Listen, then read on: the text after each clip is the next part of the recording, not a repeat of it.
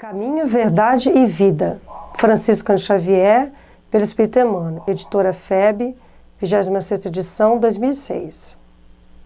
Interpretação dos textos sagrados. Sabendo primeiramente isto, que nenhuma profecia da Escritura é de particular interpretação. Segunda Epístola a Pedro, capítulo 1, versículo 20. Jesus é o caminho, a verdade e a vida. Sua luz imperecível brilha sobre os milênios terrestres como o verbo do princípio, penetrando o mundo há quase 20 séculos. Emmanuel faz essa explicação inicial. Nós podemos falar muito sobre essa primeira explicação, porque a luz de Jesus brilha até hoje e brilhará ainda muitos e muitos milênios. Nós é que temos que aprender a sintonizar com essa luz.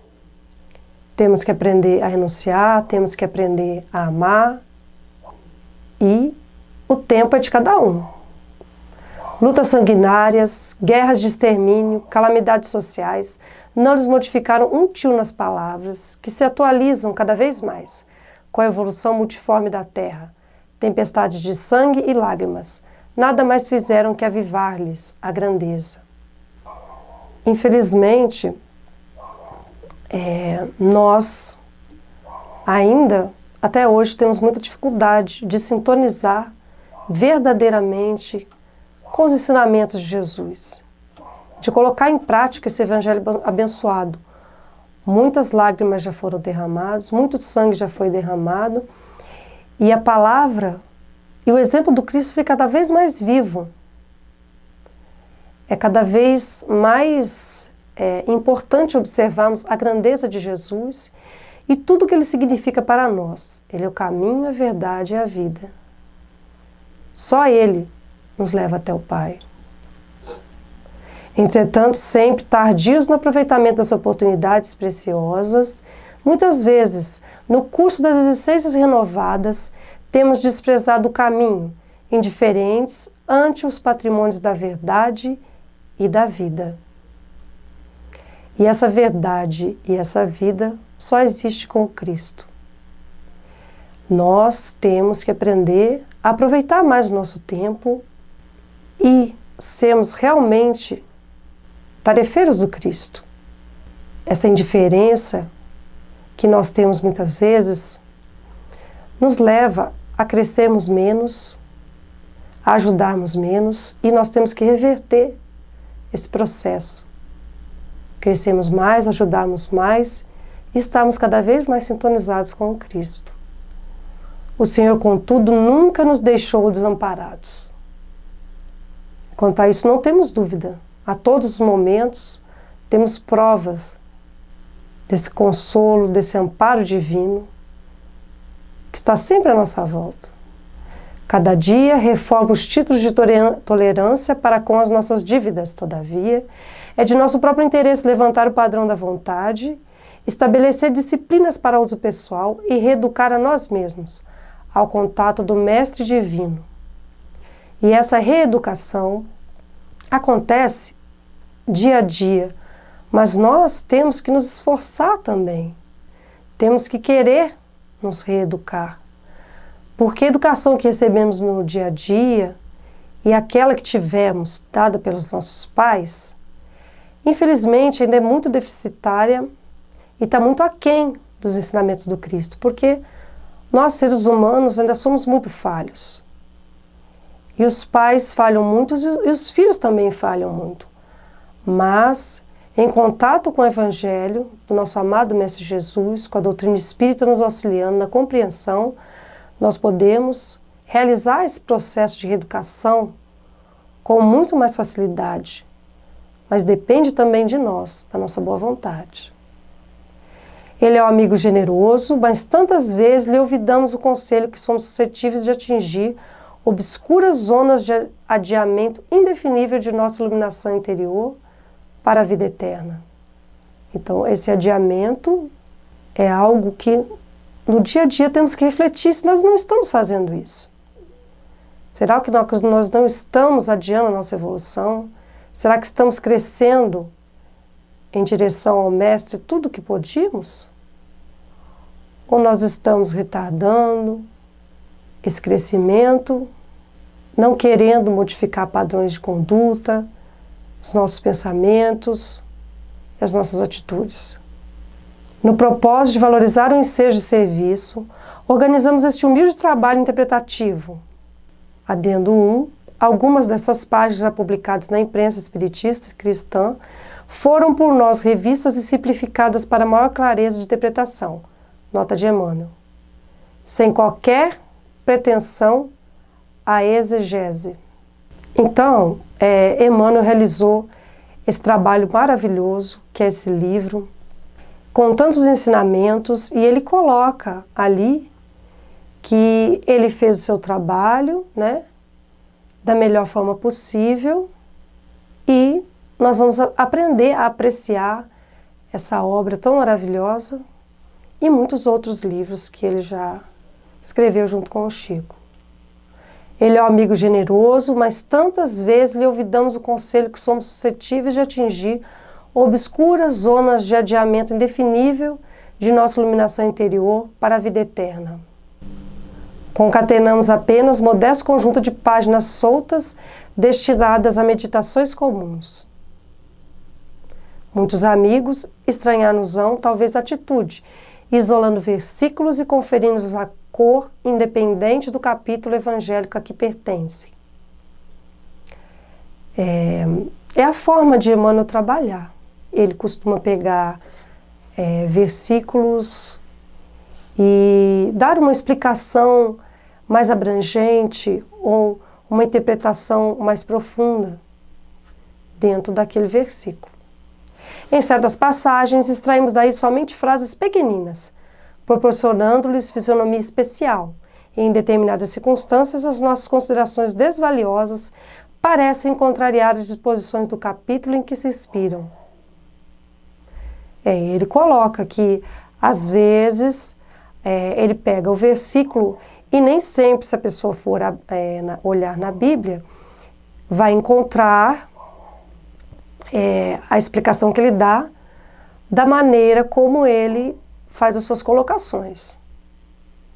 Assim procedemos, porém, ponderando que no colar de pérolas, cada qual tem valor específico e que no imenso conjunto de ensinamentos da Boa Nova, cada conceito do Cristo ou de seus colaboradores diretos adapta-se a determinada situação do espírito nas estradas da vida. Então, é uma maneira dele dar um ensinamento refletindo sobre algo que talvez não tenha sido explicitado no versículo. Refletir mais profundamente sobre determinadas palavras faladas por Jesus, que muitas vezes nós não conseguimos. A lição do mestre, além disso, não constitui tão somente um impositivo para os místeres da adoração. O Evangelho nos reduz a breviário para o genuflexório. Nós temos que aprender a colocar realmente esse Evangelho em prática. Não é só para fazer reflexões ou ficar falando, e sim executá-lo. É roteiro imprescindível para a legislação e administração, para o serviço e para a obediência. O Cristo não estabelece linhas divisórias entre o templo e a oficina. Toda a terra é seu altar de oração e seu campo de trabalho ao mesmo tempo. Muito bonito, né? Toda a terra é seu altar de oração e seu campo de trabalho ao mesmo tempo. Então nós temos que aprender que não é só praticar o Evangelho e ser bonzinho dentro da casa espírita que frequentamos, dentro do templo religioso que frequentamos. Esse trabalho tem que ser contínuo, em todos os momentos, em todos os ambientes, no nosso lar, na rua, em nosso ambiente de trabalho. Temos que aprender a exercitar o Evangelho. Um altar de oração. É isso que a terra significa para todos nós. Campo de trabalho e altar de oração. Por louvá-lo nas igrejas e menoscabá-lo nas ruas, é que temos naufragado 1000 vezes, por nossa própria culpa. Todos os lugares, portanto, podem ser consagrados ao serviço divino. Todos os ambientes nós temos que ter esse respeito, temos que ter uma vigilância constante. Muitos discípulos nas várias escolas cristãs entregaram-se a perquirições teológicas, transformando os ensinos do Senhor em relíquia morta dos altares de pedra. No entanto, espero Cristo venhamos todos a converter-lhe o evangelho de amor e sabedoria em companheiro da prece. Ele vai colocando os ensinamentos aos poucos. Além disso, a prece é um sustentáculo para todos nós, essencial para o exercício dos ensinamentos cristãos, para termos vigilância no dia a dia. Em livro escolar, no aprendizado de cada dia, em fonte inspiradora de nossas mais humildes ações no trabalho comum e em código de boas maneiras no intercâmbio fraternal. Livro escolar, que nós temos que debruçar o nosso tempo, os nossos esforços contínuos para podermos exercitar esses ensinamentos sublimes. Embora esclareça nossos singelos objetivos, noto antecipadamente ampla perplexidade nesse ou naquele grupo de crentes. Muitas vezes nós ficamos, perplexos, não reagimos, não agimos da maneira correta. O que fazer? Temos imensas distâncias a vencer no caminho para adquirir a verdade e a vida na significação integral. Porque Ele é o caminho, Jesus é o caminho. Ele nos ensina a verdade e através dessa verdade que nós teremos a vida integral, vivenciada no amor que o Cristo nos veio trazer. Compreendemos o respeito devido ao Cristo, mas pela própria exemplificação do Mestre, sabemos que o labor do aprendiz fiel constitui-se de adoração e trabalho, de oração e esforço próprio. Exemplificação do Mestre, que sempre foi fiel ao que Deus o conduziu à sua tarefa aqui na Terra. Desde o princípio, desde a formação do planeta, esse abnegado trabalhador celeste vem trabalhando com muita adoração, com muito trabalho, com muito esforço e principalmente fiel a Deus em todos os momentos.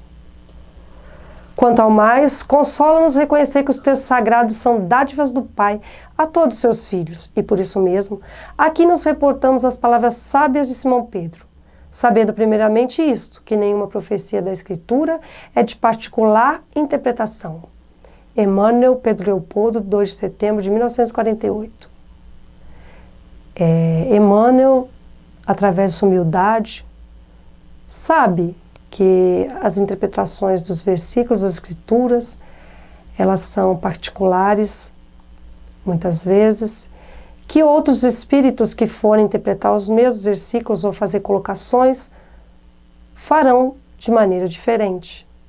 Mas é isso que enriquece o aprendizado. E ele vem trazer a sua singela colaboração para todos nós, para o nosso crescimento. Interpretação dos textos sagrados, sabendo primeiramente isto, que nenhuma profecia da Escritura é de particular interpretação. Segundo a Epístola a Pedro, capítulo 1, versículo 20, do livro Caminho, Verdade e Vida, Francisco Cândido Xavier, ditado pelo Espírito Emmanuel, editora FEB. Caminho, Verdade e Vida, Francisco Cândido Xavier, Emmanuel, editora FEB.